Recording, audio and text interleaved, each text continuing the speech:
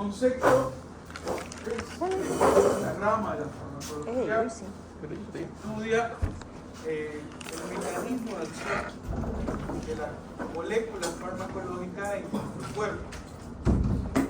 Esto está relacionado con los efectos bioquímicos, fisiológicos de los fármacos y su acción en sí. Puede restaurar, bloquear, modificar las funciones químicas propias de una célula, tejido, órgano, sistema. Los efectos farmacológicos en el organismo.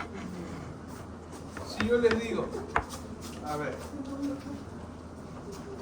si hablamos de cómo funcionan, nos preguntamos cómo funcionan los medicamentos. ¿Cómo funciona un medicamento elegido por ustedes para determinada situación? Si tengo un paciente que viene a la emergencia por un cuadro asmático, un síndrome agudo de asma, primero tenemos que seleccionar el fármaco adecuado para ese tipo de paciente, ¿no? ¿Y cómo lo seleccionamos? ¿No? Seleccionamos por la selectividad, por la función específica en la célula donde queremos que funcione el fármaco, y esto está relacionado principalmente con la función celular. Si tenemos, esta es una célula y esta es otra célula, tenemos receptores en 3 lugares específicos: en la membrana celular, intermembrana, el citoplasma y en el núcleo. Es los lugares donde tenemos receptores. ¿No ves? Ahora, me dirán, doctor, ¿para qué saber esto? Tenemos que conocer la fisiología. Si yo les digo, es un paciente asmático, es un paciente en un cuadro asmático, las características fisiológicas en estos pacientes es que hay una broncoconstricción, ¿no? Una broncoconstricción, así que son los broncos y el bronquio, y está cerrado. Ahora, el objetivo terapéutico de estos pacientes sería la broncodilatación. Ahora, ¿cómo hacemos o cómo vemos a nuestro fármaco en este sentido? Vamos a conocer el receptor, vamos a saber qué es lo que hace en la célula, porque el fármaco no crea nuevas funciones. Si es músculo, relaja o contrae. Si es células del sistema nervioso, por ejemplo en las neuronas, va a aumentar la conducción o va a disminuir la conducción. El fármaco no produce nuevas funciones, no existe eso. Entonces, decimos, por ejemplo, en el caso del paciente que tiene asma bronquial, decimos, tenemos un receptor, tenemos unas moléculas tanto exógenas como endógenas. Por supuesto, cuando hablamos de fisiología normal, hablamos de endógenas, que producen una función específica en las células musculares lisas que forman parte del árbol bronquial. ¿Hasta dónde llegan las fibras musculares lisas en el árbol bronquial? En el aparato respiratorio. ¿Hasta los alvéolos? Hasta los alvéolos. Prácticamente hasta los alvéolos. Cuando nosotros utilizamos un fármaco, ya sea con un efecto positivo dentro de estas células, ¿no? Como por ejemplo unos receptores que se llaman beta 2. ¿Qué hacen los beta 2? Se unen a estos receptores y provocan una función dentro de la célula, ¿no? ¿Qué función provoca dentro de la célula? Que el músculo célula muscular se relajen y se produzca la broncodilatación. En este caso, es un receptor que relaja el músculo liso y produce la broncodilatación. Beta 2. Y de aquí viene la farmacodinámica. ¿Cuáles son cuáles son los receptores adrenérgicos? Los receptores adrenérgicos son alfa 1, alfa 2, beta 1 y beta 2. Cuando hablamos de función normal, ¿dónde se localiza alfa 1 y qué función tiene en su efecto positivo, podemos decir? En su efecto agonista. Todo lo que es agonista está relacionado con su efecto positivo intrínseco natural de la célula, o fisiológico, podemos decir. ¿Dónde está alfa 1? En los vasos sanguíneos. ¿Qué hace alfa 1? Vasoconstricción. ¿Qué hace alfa 2 y dónde lo encontramos? Vasodilatación. Buen día. ¿Qué hace beta 1 y dónde lo encontramos? En el corazón. ¿Y qué hace? Todo lo positivo del corazón. Vagnotropismo, inotropismo, cronotropismo, todo lo positivo del corazón. ¿Qué hace beta 2 y dónde lo encontramos? A nivel de los bronquios, y tiene función de ser broncodilatador. ¿Entendido hasta aquí? De la unión de la molécula farmacológica al receptor, a la unión del receptor con la molécula, el complejo fármaco-receptor va a producir un efecto, y a este efecto se lo llama farmacodinámica. ¿Y esto en qué nos ayuda? Le decía yo, un cuadro clínico. Un paciente que tenga broncoconstricción, nosotros como médicos vamos a utilizar una molécula farmacológica que actúa a nivel de beta 2, produciendo una acción dentro de la célula muscular, provocando relajación del músculo liso y produciendo broncodilatación. Salimos del cuadro.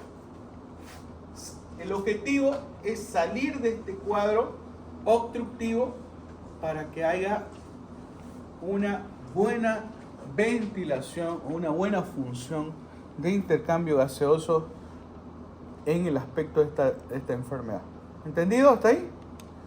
La farmacodinámica estudia todo esto, todo lo que pasa dentro de la célula y cómo lo hace, ¿no? Por una actividad de segundos, podemos decir, de los receptores y su actividad dentro de la célula. El receptor puede producir efectos directos, efectos que van a estimular a segundos mensajeros dentro de la célula y provocar la función celular. Entonces, en esta característica o concepto de farmacodinámica, tenemos que conocer esto. Y aquí es la base fuerte, chicos, de fisiología y bioquímica. Es que yo no puedo enseñarles lo que usted tuvieron que aprender el año pasado, ¿no? Por ejemplo, a ver, comencemos por acá. Un ejemplo, fisiología de la presión arterial. Hágame todo lo que sepa de la fisiología de la presión arterial. Lo básico. ¿Quién regula la presión arterial a corto, a largo plazo? ¿Quién interviene y todo? ¿Quién regula la presión? ¿Sí? Yo les he dado un ejemplo. ¿Quién regula la presión arterial? Los riñones. ¿Mm? Los riñones. Y los quimiorreceptores. ¿No son varos? Sí, pero son quimiorreceptores. Si nosotros decimos, a ver, otro ejemplo de lo que estamos hablando ahorita. La presión arterial está regulada por dos cosas. El gasto cardíaco más la resistencia vascular periférica. ¿Quiénes regulan la presión arterial a corto plazo y a largo plazo? A corto plazo. Sistema nervioso. Sistema nervioso autónomo. El parasimpático y el simpático. Comenzamos acá. ¿Tenemos receptores simpáticos? Sí. Los receptores que estamos hablando aquí son simpáticos. Son el alfa 1, alfa 2, beta 1 y beta 2. Ya. Esto es a corto plazo. ¿Está regulando esto o no? Sí. Está regulando tanto la resistencia vascular periférica como el gasto cardíaco. ¿Lo ves? Pongámosle el nombre. La presión arterial, el gasto cardíaco, ¿por qué receptor? Por beta 1. Y la resistencia vascular periférica por receptor. alfa 1 y alfa 2. A ver, elijamos solamente uno. Beta 1. ¿Qué es lo que hace beta 1 normalmente? Vasocondriosis. No, Aumenta la frecuencia cardíaca o disminuye en su efecto positivo. Dijimos que aumentaba, ¿no? Puro no. Aumenta la frecuencia cardíaca. Y si aumenta la frecuencia cardíaca, ¿aumenta la presión arterial? En teoría sí. Por supuesto que sí. Entonces, aumenta la presión arterial. ¿Podemos utilizar fármacos que puedan bloquear la acción de beta 1? Sí. Este beta 1 tiene que tener un estímulo. Una molécula que va a estimular a beta 1. Ahora, ¿cómo lo podemos bloquear? Los medicamentos, por ejemplo, que van y se unen a este receptor y bloquean la función de beta 1, se los llaman antagonistas. Y me dirán, doctor, ¿cuáles? Tenemos a los medicamentos que son bloqueadores de los receptores beta, que pueden ser selectivos y no selectivos. Pero ya estamos provocando una acción farmacológica, un fármaco, una molécula que va y se une y no deja unirse a la otra molécula que produce un efecto positivo. A eso se le va a llamar un efecto antagonista. ¿Entendido? Yo les estoy dando ejemplos que van a producir una actividad celular que va a disminuir todo lo que es la frecuencia cardíaca. Va a producir todo lo negativo que tenemos, prácticamente todo lo que es función positiva del corazón, lo anulamos con el efecto antagonista de beta 1. Entonces, los fármacos, por ejemplo, de la familia, los beta bloqueantes, por ejemplo, el propanolol es un medicamento que produce bloqueo y produce un efecto antagonista. Sencillo. ¿Entendidos de ahí? Ya. Ahora, ¿Hay medicamentos que pueden actuar en la resistencia vascular periférica en el sistema nervioso? Sí. ¿Cómo podemos modificar la resistencia vascular periférica? O produciendo un efecto bloqueador alfa 1 o produciendo un efecto agonista alfa 2. ¿Pero por qué? Porque alfa 1 agonista, o sea, su efecto natural es la vasoconstricción. Y si nosotros bloqueamos ese efecto, produciendo un efecto antagonista, vamos a dilatar, vamos a producir un proceso de dilatación a ese nivel. Y de esta manera vamos a actuar en la resistencia vascular periférica, que va directamente a la presión arterial, repercute en la presión arterial. ¿Cómo? Disminuyéndola, porque va a producir vasodilatación con el bloqueo de alfa 1. A lo volcado alfa 2. Alfa 2, si nosotros utilizamos un bloqueador alfa 2, ¿qué va a producir? Constricción. Y vamos a tener modificación de la resistencia vascular periférica y podemos aumentar. Pero los fármacos agonistas alfa 2 producen efectos vasodilatadores, ¿no? Y por eso va a tener una repercusión en la resistencia vascular periférica. Entonces, con esto estoy demostrando la fisiología que tiene que ver mucho con los fármacos. Lo único que aquí aumentamos es los fármacos, nada más. Después ustedes todos lo saben. ¿Lo ven? Ya. Entonces, esto está relacionado con la farmacodinámica. Esto quiere decir, receptor farmacológico es una molécula que en el organismo reconoce y se une a un fármaco para generar una respuesta fisiológica, lo que hablábamos hace ratito, ¿no? Ejemplo, un fármaco se une a un receptor mediante enlaces químicos. Tenemos dos tipos de enlaces según la farmacología que nos interesa a nosotros. Es la iónica y la covalente.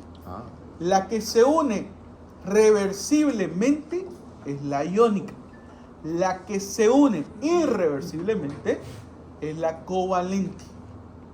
Y me dirán, ¿hay un grado de disociación de molécula con el receptor? Sí, hay un grado de disociación de la molécula farmacológica cuando es iónica. Cuando es covalente, lamentablemente no.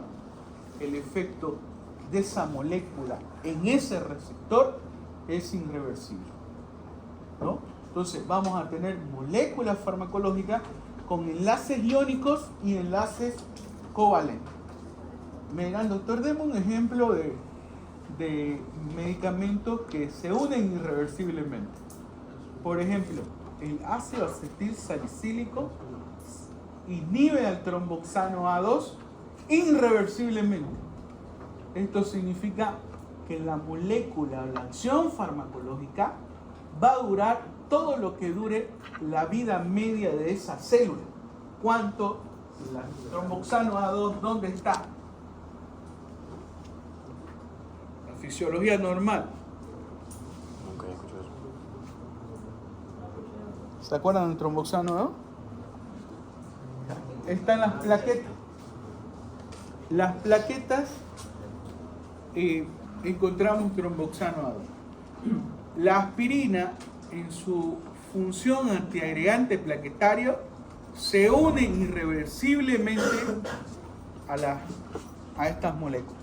Entonces, para que ella tenga otra vez la función normal de producir tromboxano A2, no tiene que haber presente el fármaco y tiene que cumplir su vida media. O sea, ¿Inhibe? ¿Cuánto dura? No, se elimina, se elimina directamente. ¿Pero inhibe al tromboxano o lo bloquea? Ese es el mecanismo de acción. El mecanismo de acción de la aspirina en su acción antiagregante plaquetaria inhibe a la formación de tromboxano A2. las plaquetas se convierten en un medicamento, la aspirina se convierte en un medicamento antiagregante plaquetario. Ahora, a ver, les voy a decir un caso clínico donde esto es importantísimo. Si entra su paciente, a ver, tiene un paciente ustedes que está tomando aspirina en su acción antiagregante plaquetario. Tenemos que ese paciente entra a quirófano. Entra a quirófano. Ya, programada, digamos que en 2 semanas programada. ¿En qué tiempo yo se la tengo que quitar la aspirina? Porque ¿cuál sería la complicación más grave en un quirófano con un paciente que toma aspirina? La hemorragia, que no puede parar la hemorragia. No se la paramos nunca la hemorragia. Nunca se la paramos. Entonces, en la anamnesis tiene que decir, ¿usted toma aspirina o no? Y si toma aspirina, ¿cuánto tiempo tenemos que esperar para que esa cirugía, el paciente entre a esa cirugía sin ese problema de hemorragia? ¿Y cuánto es la vida Tenemos que media? esperar la vida media para que haya una renovación a través de las plaquetas, ¿no? Y estas plaquetas sean aptas para producir el efecto fisiológico normal, ¿no? Que es los procesos de coagulación, ¿no?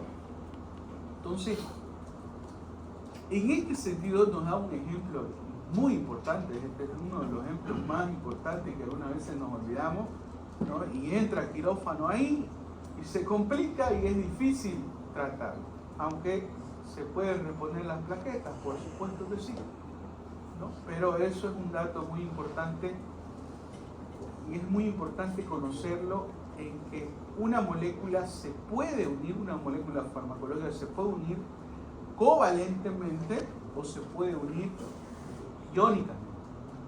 Sencillísimo, ¿no?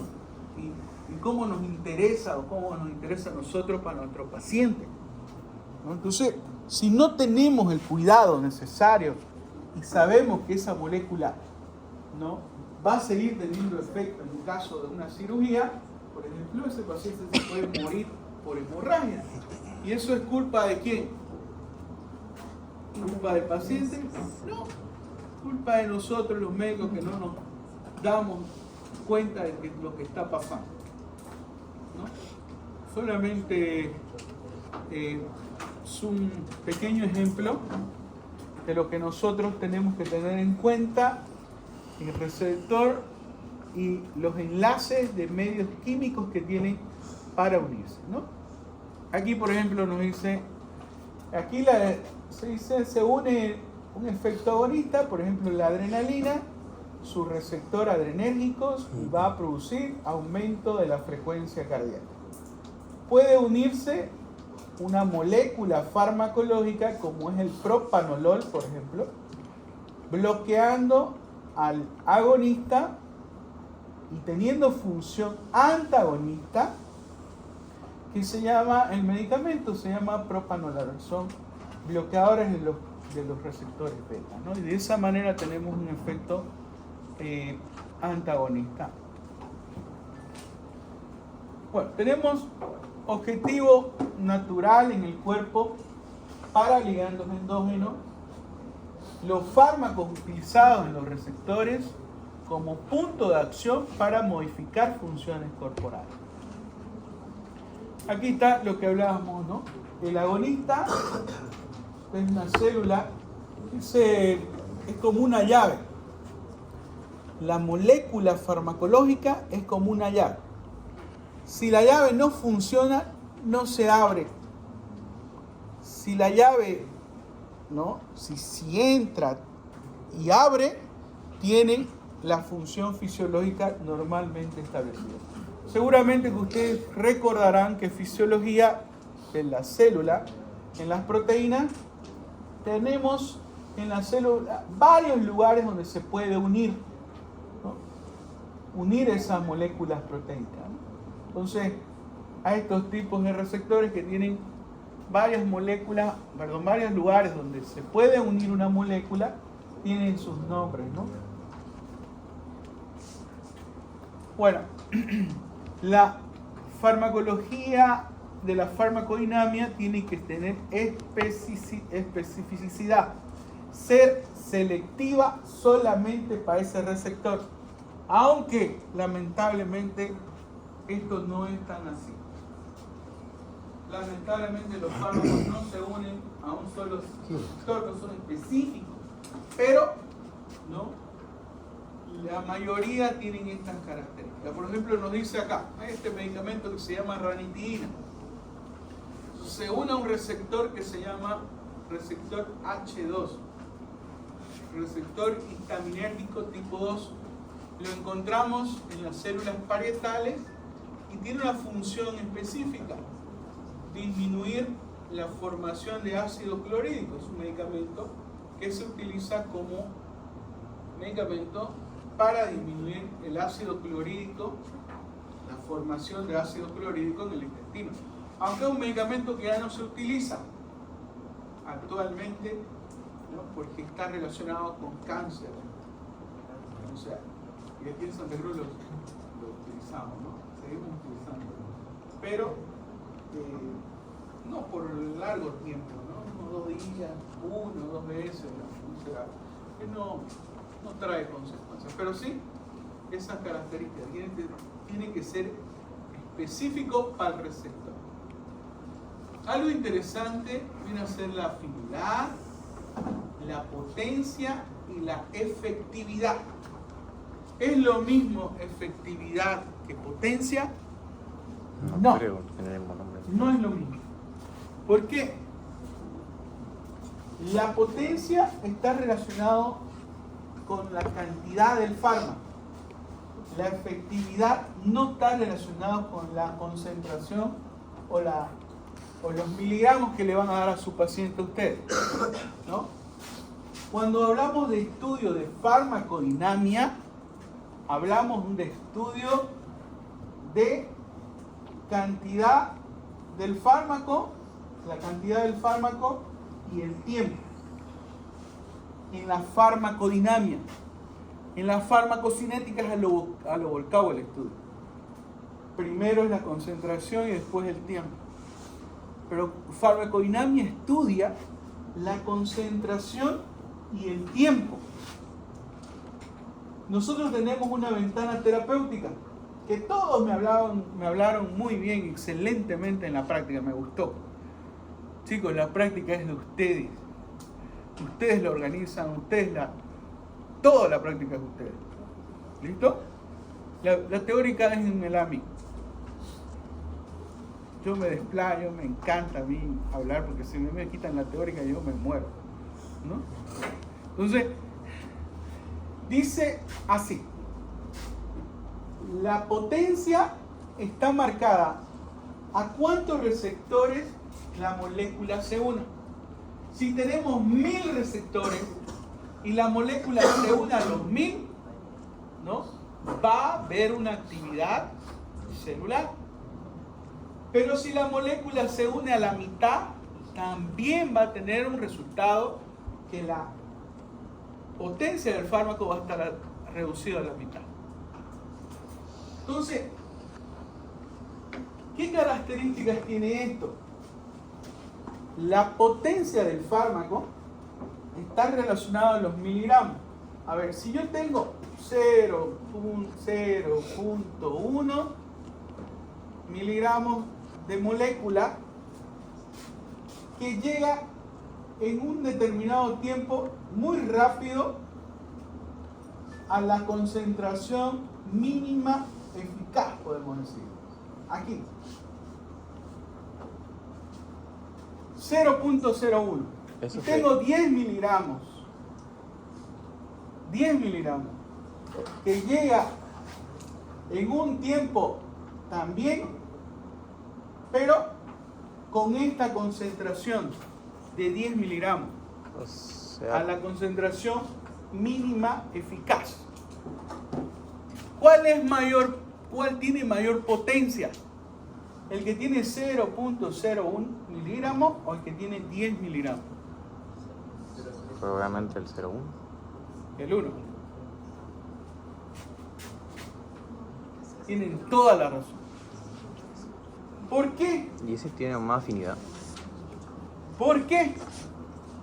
Porque con menos miligramos de concentración, yo estoy llegando a mi concentración mínima eficaz. Ahora, la eficacia no es lo mismo que esto. La eficacia, mi fármaco puede llegar con 10 miligramos a mi efecto, a la concentración máxima efectiva, pero no se mantiene ahí, no se mantiene en la ventana terapéutica y baja.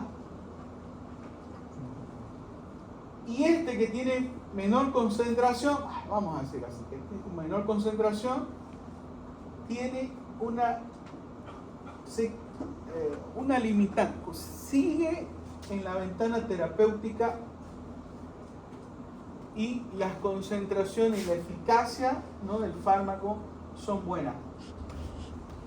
En otras palabras, la potencia más se mantenga la no ventana determina la eficacia del medicamento. Porque podemos tener unas concentraciones bajísimas que llegan en un ratingo a la línea de efectividad, pero no se mantiene esa eficacia en el tiempo. No es lo mismo, entonces, concentración que eficacia. A ver, un caso. Tengo un medicamento que se llama enalapril, que es el más conocido. Viene de 10 miligramos. Y viene otro medicamento que se llama losartán, que viene de 50 miligramos. Yo sé que los dos tienen una eficacia buena, los dos tienen la misma eficacia, pero ¿qué varían? En la potencia. Uno con 10 miligramos ya tengo efecto antihipertensivo. El otro con 50 miligramos recién voy a tener una dosis efectiva. Pero se ha demostrado que son los medicamentos clínicamente iguales en sus características terapéuticas. Pero los dos varían en algo. Miligramos. Los dos varían en algo. Su mecanismo de acción es diferente, pero tiene también una característica diferente, por ejemplo, en sus efectos secundarios, ¿no? Uno produce, la única diferencia, uno puede producir tos y este no produce tos. Efecto secundario relacionado a los pacientes, pero todos los pacientes no reaccionan. De unos 100 pacientes, pues 30 van a hacer tos, digamos. Los otros no. Los otros se adaptan, tienen una buena evolución, pero otros no. Otros agarran el efecto secundario. Entonces yo quiero que comprendan, este es el objetivo de farmacodinamia. Definir qué es afinidad, qué es potencia y qué es eficacia, como dato de lo que estamos hablando ahorita. ¿Y afinidad qué sería? ¿No? ¿Entendido hasta ahí? No. ¿Sí? Vamos a borrar. Después me van a decir, ¿por qué no borras?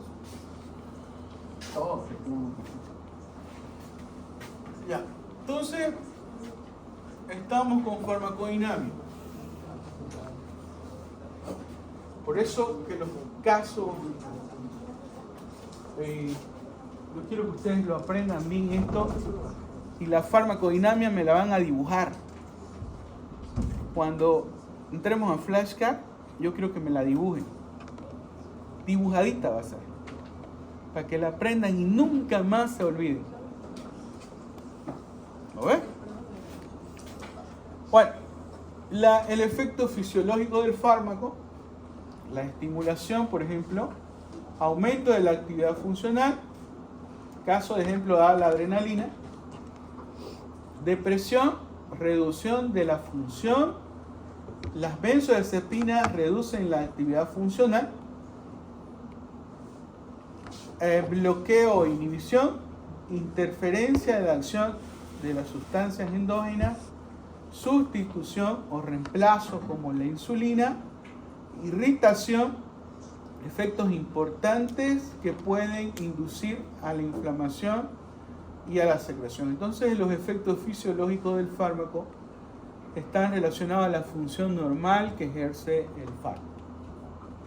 Los efectos bioquímicos: inhibición enzimática, bloqueo de enzimas clave de la vía del metabolismo. Ejemplo, si yo quiero bloquear una función enzimática, hablando de la presión arterial y control a largo plazo, está relacionado con el sistema renina-angiotensina-aldosterona. La conversión de angiotensina 1 en angiotensina 2. Enzimáticamente yo puedo inhibirla con los medicamentos que le dije hace ratito. La renina. Por ejemplo, los inhibidores de la enzima convertidora. Yo bloqueo esta enzima y bloqueo la formación de angiotensina 2. Ya. De esta manera voy a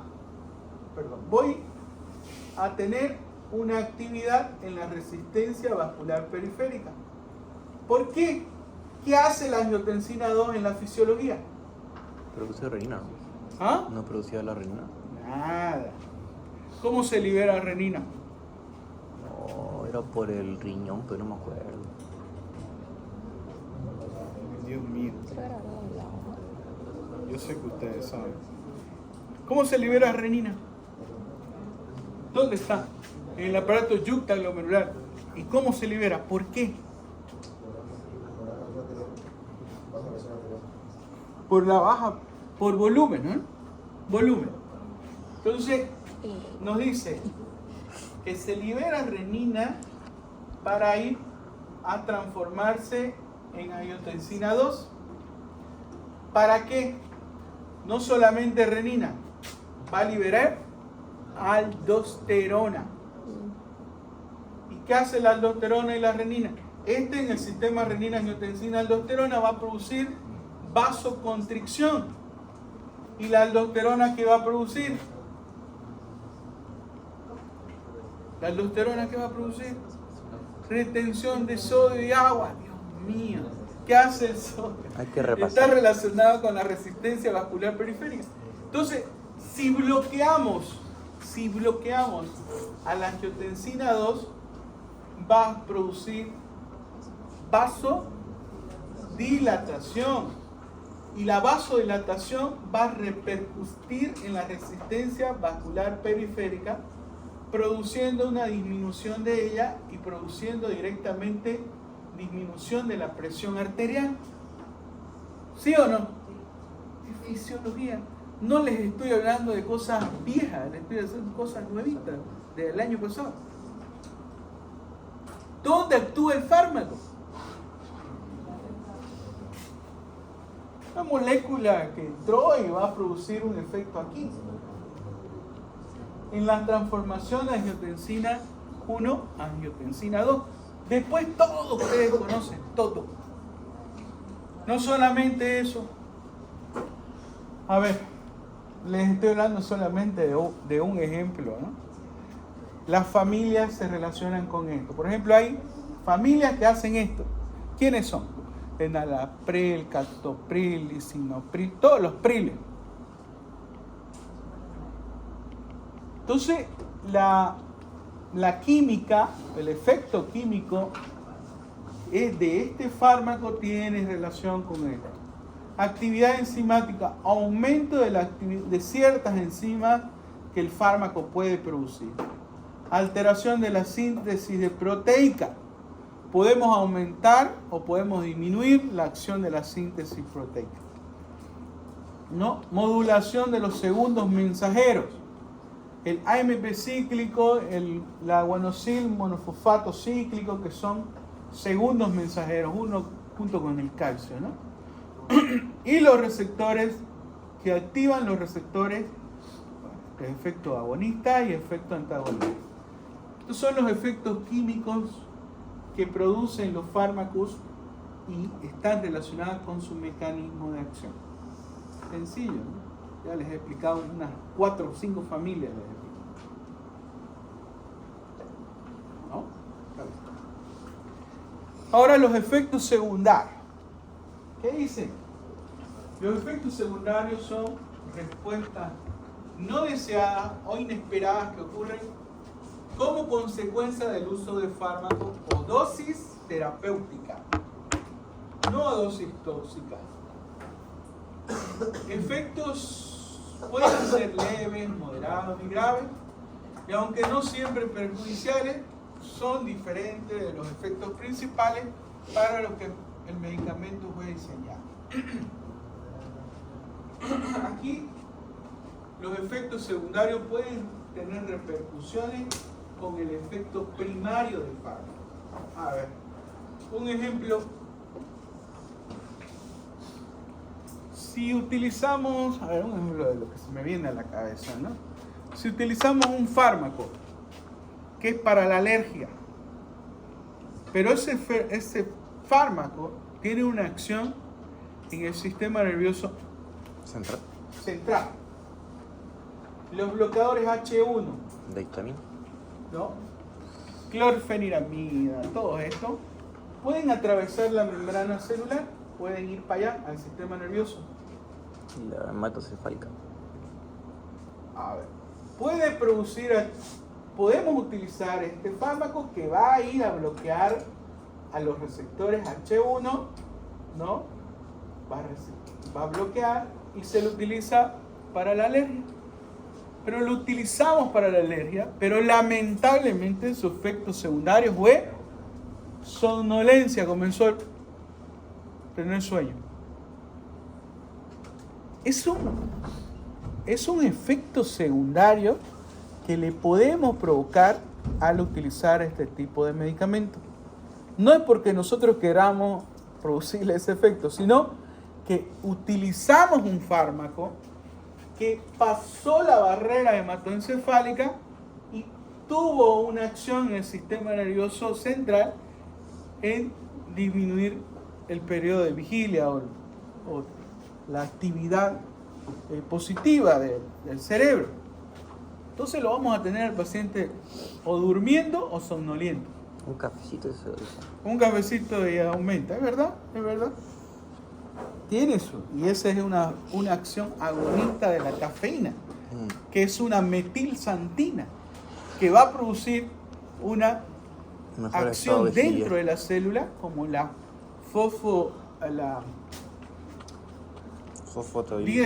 hay una actividad para aumentar el AMP cíclico y aumentar este tipo de acción. Pero bueno, todo esto está relacionado con sueño. Utilizamos un medicamento que pues produjo este tipo de acción. No podemos evitar ese tipo de acción.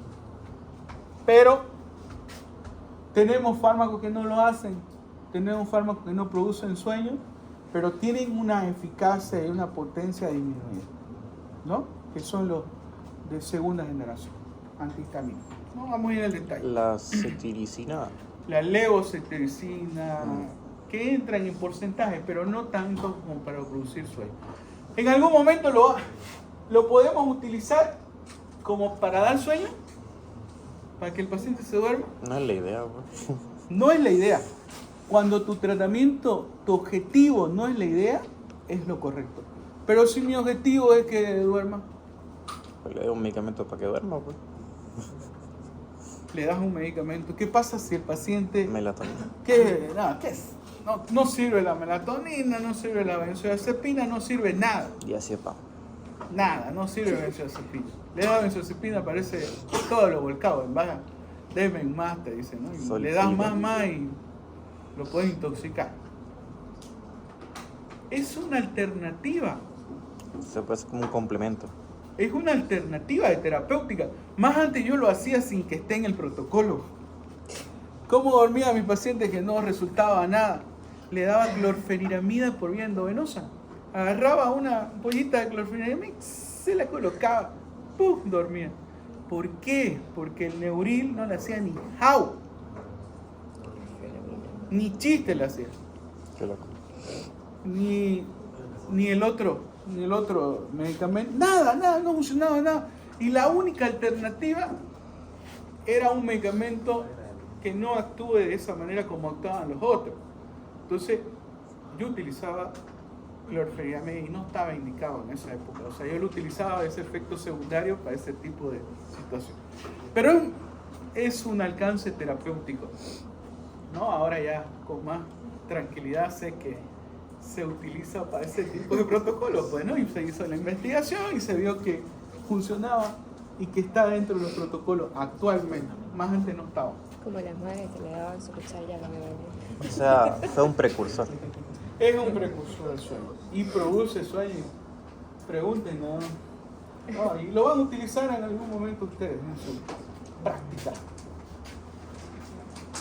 Entonces, tenemos medicamentos que pueden producir fatiga, somnolencia, estreñimiento. Por ejemplo, el uso de opioides puede producir estreñimiento. ¿Las benzodiazepinas? No, benzodiazepinas no son opioides. Estos son agonistas de los receptores GABA. Los opioides son todos los que actúan en los receptores opioides. Kappa, delta, morfina, tramadol, codeína, podemos decir, ¿qué más? Fentanilo, todo esto son opioides. Y estos opioides, por ejemplo, producen estreñimiento. Por eso tienen que ir acompañados con medicamentos que produzcan ¿Pericatismo? aumento de perico laxante. Bueno, entonces, disminución del líbido. Este es un problema también, ¿no? Le das un medicamento con un inhibidor de líbido a una persona joven, a la otra semana te está diciendo, doctor, cámbiame de medicamento, porque mi mujer me va a dejar, ¿no? Por ejemplo, los antihipertensivos, los beta bloqueantes, por eso no se dan de primera elección, son buenísimos, pero lamentablemente produce disminución del líbido, ¿no? Antidepresivo. Han venido a mí, me dicen, doctor, mire, doctor, un cardiólogo me dio este medicamento beta bloqueante, pero estoy bien de la presión, pero de lo otro que es más importante, no, me dice. Entonces, ¿te lo cambiamos? Lo cambiamos, claro que sí, lo cambiamos por otro, por eso está farmacología, ¿no? Por eso es bonito farmacología, porque podés dominar familias, mecanismos de acción, disminuir efectos secundarios, o sea, podés hacer maravillas con la terapéutica, ¿no? Irritación gástrica, pueden haber medicamentos que pueden irritar, pueden producir náuseas, insomnio, nerviosismo, reacciones alérgicas. Bueno, este es un tema aparte, ¿no? RAM se llama, reacción adversa en los medicamentos, que la vamos a ver la próxima clase. Este es un concepto bonito de mecanismo de acción. Me gustó, la verdad es que define muchas cosas. ¿Cuál es el mecanismo de acción? Es el proceso mediante el cual el fármaco ejerce su efecto en el organismo, ¿no? Esto está relacionado con la unión a su molécula blanco, específico, como ser el receptor, enzimas, canales, ¿no? Proteína transportadora. Esta interacción desencadena una serie de cambios bioquímicos, fisiológicos que resultan en el efecto deseado terapéutico, ¿no? Entonces, ¿cuáles son los factores que pueden modificar la acción del fármaco? La acción de un fármaco en el cuerpo, no siempre es igual para todas las personas. Si ustedes dan a 100 personas paracetamol, es seguro que no va a ser igual para todos. En algunos va a funcionar, en otros no va a funcionar, en otros le va a dar alergia, en otros le va a dar diarrea, en otros le va a... Eso es una respuesta del fármaco que no es absoluta para todas las personas. Tenemos que conocer los efectos secundarios, eso es indudable. Hay una variabilidad de la respuesta, cada paciente tiene una respuesta individual. Hay tratamientos combinados que pueden modificar la acción del fármaco. Normalmente las combinaciones farmacológicas tienen que ser positivas para el paciente, no negativas. O sea, si utilizamos dos medicamentos, que todos los medicamentos nos sirvan para nuestra terapéutica y sirvan para una evolución favorable del paciente. No vamos a utilizar 2 o 3 medicamentos y uno que no sirva y cacho nuestra terapéutica. Esto tiene que venir, y decía, no sé si era este curso, pero me hablaban de la polifarmacia. En algunas situaciones la polifarmacia no se puede disminuir en algunas situaciones. ¿Qué es la polifarmacia? A ver, se trata de, tiene una palabrita relacionada con la sobrevida del paciente. Si tengo un paciente que está riesgo o beneficios, ¿no? A ver, tengo un paciente con VIH, tengo un paciente con una tuberculosis, con una desnutrición, con diabetes. ¿Cuántos fármacos creen que le voy a dar a ese paciente? Para el VIH son 3. Para la tuberculosis depende de la fase. La primera fase son 4 fármacos. 3 más 4 son 7. Para la diabetes le voy a dar otra medicación. Son 2 medicamentos. Pónganle metformina y glibenclamida. 2. Ya vamos, ¿cuántos medicamentos? 9.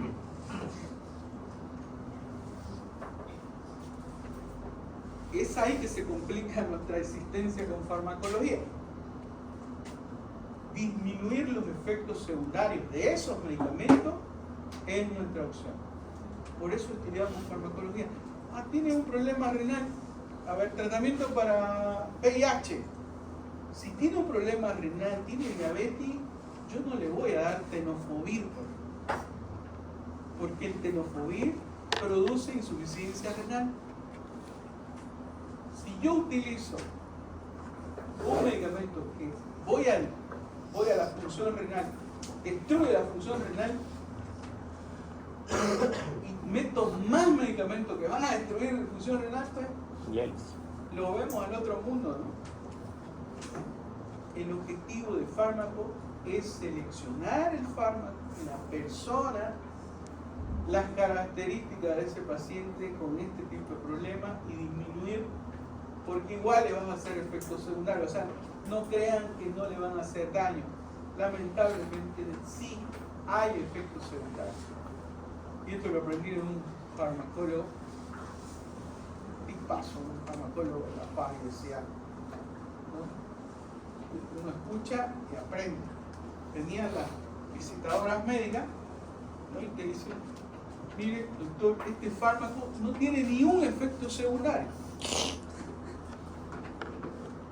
Y Prada no decía, doctor Prada, no sé si se dedicaba al mismo. Hace harto que no sé, pero es el que nos daba autorizaciones de fármaco, un maestro, y paso el fármaco, una eminencia aquí en Bolivia, y en Sudamérica también.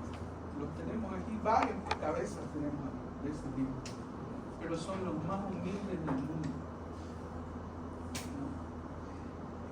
Entonces, le decía, si este medicamento no tiene ningún efecto secundario, su medicamento no sirve. Y uno piensa, ¿por qué? Si mejor es que no tenga, ¿no? Resulta que si no tiene efecto secundario no va a tener acción farmacológica.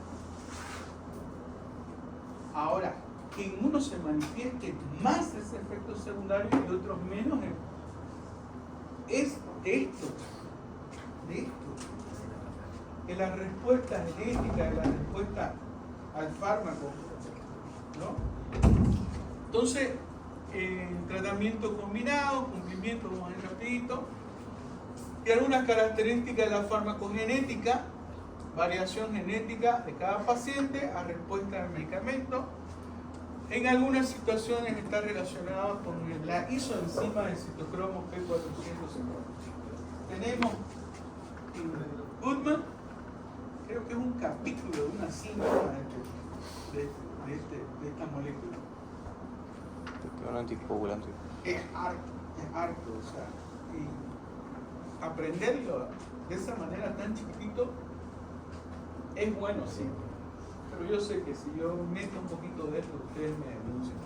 Así que, es decir, doctor, ¿para qué esto? ¿No? Bueno, pero la variabilidad genética está relacionada a la actividad, ¿no?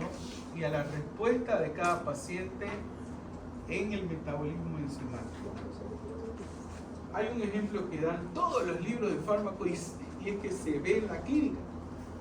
Dice, por ejemplo, un medicamento se coloca en un paciente en anestesiología que provoca relajación del músculo liso. Cuando lo colocamos al paciente, sabemos que tiene un tiempo que va a funcionar el medicamento, ¿okay? Que va a relajar y vamos a poder entubar y vamos a poder hacer todo lo que se tiene que hacer. Pero hay un detalle, hay pacientes que no metabolizan el fármaco para eliminarlo. ¿Y qué es lo que hacen? Le sacan el tubo y no se dan cuenta que el paciente no responde, no respira. Se va y cuando vuelven ya pasaron más de 10 segundos o 10 minutos.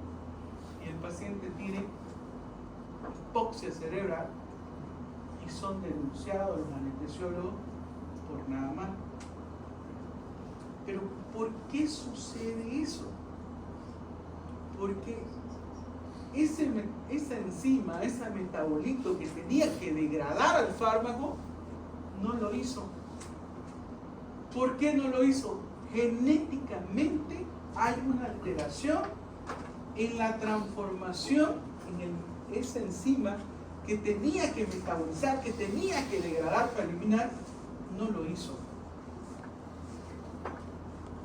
Y esos son los problemas que hay actualmente en nuestra sociedad. ¿Qué pasó?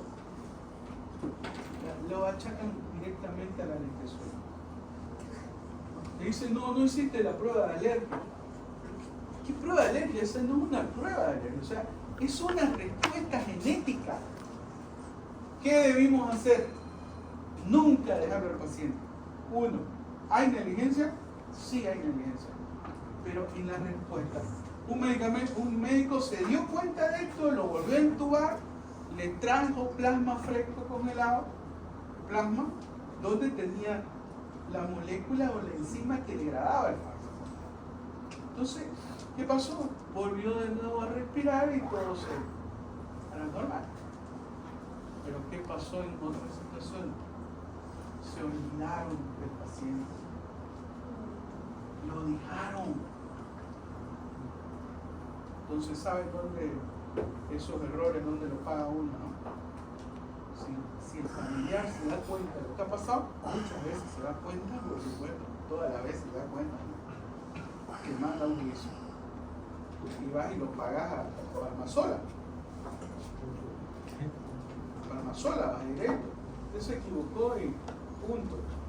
Y las auditorías son, no tenemos estudios genéticos, es verdad, no tenemos, pero la reacción del médico en ese minuto que teníamos para responder, lamentablemente no lo hicimos. Puede suceder, somos humanos, nos podemos equivocar, pero lo que no podemos equivocarnos es la reacción que podemos hacer para salvar esa vida. Chicos, este es un problema gravísimo. Ustedes van a ser anestesiólogos seguramente. Tengo alumnos que ya son nefrólogos, anestesiólogos, y ellos me cuentan, ¿no? Y me dicen, doctor, en la parte de nefrología, escuché a uno de ustedes el otro día hablándome sobre la eliminación renal, la importancia del clon renal, la valoración de la dosis en la función renal. Belleza, para mí, mejor si hablan de eso todo el tiempo. Y ustedes se acuerdan después cuando están allá, ¿no? No se van a acordar mañana, ni pasado, ni en internado. Se van a acordar cuando estén solitos con los pacientes. Si fue bueno que le decía, hagan su recetario, hagan su clínica, hagan su caso clínico chiquitito. Algunos pues lo hacen, otros se olvidan. y me dice una encargado, doctor, usted tanto que nos hablaba de fármaco y mira ahorita lo mismo estoy pasando otra vez de nuevo y no tengo más que flashear y lo único que me acuerdo de fármaco es lo que hablaba usted en algún momento. Farmacología se estudia hasta cuando ustedes dejen la medicina.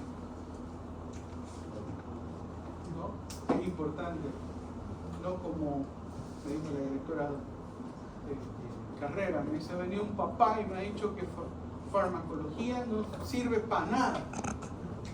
Se nota que su papá nunca escuchó a su hijo hablar de lo que estamos hablando aquí. ¿Ustedes hablan con su papá de todo esto? Por lo menos un comentario, mire papá, esto, como lo hace mi hijo. Yo no quiero que mi hijo sea médico. Y yo lo meto a clases de informática, todo, papá, mire. Pero ayer me preguntaba de los huesos, me preguntaba de... Y yo calladito, ¿no? Está bien lo que te dice tu profesor, no hay problema. Pero vos sabés, me decía. No, yo no sé, le decía, yo solamente sé que tenés que estudiar matemática, física y química. Pero es así, pues, ¿no? Yo no voy a inducir a que me diga, ¿quieres ser un hijo médico que sea, pues, no? Y bueno, de repente estamos en desventaja con mi papá, pero con mi familia, pero ahora sí yo tengo la ventaja que mi familia no tenía en algún momento, ¿no? Y yo puedo sacarlo a mi hijo a estudiar a otro lado, ¿no? Mi padre con 2.000 pesos nos crió a 4 y todos salimos profesionales. Bueno, ¿qué horas son? ¿10 horas que nos vamos? Bueno, entonces aquí con esto terminamos. El uso de varios polifarmacia, uso de varios fármacos al mismo tiempo pueden modificar la interacción farmacocinética, farmacodinámica y beneficios. Bueno, con esto nos quedamos hasta la próxima semana. Mañana no tenemos clase. No. Mañana es sábado.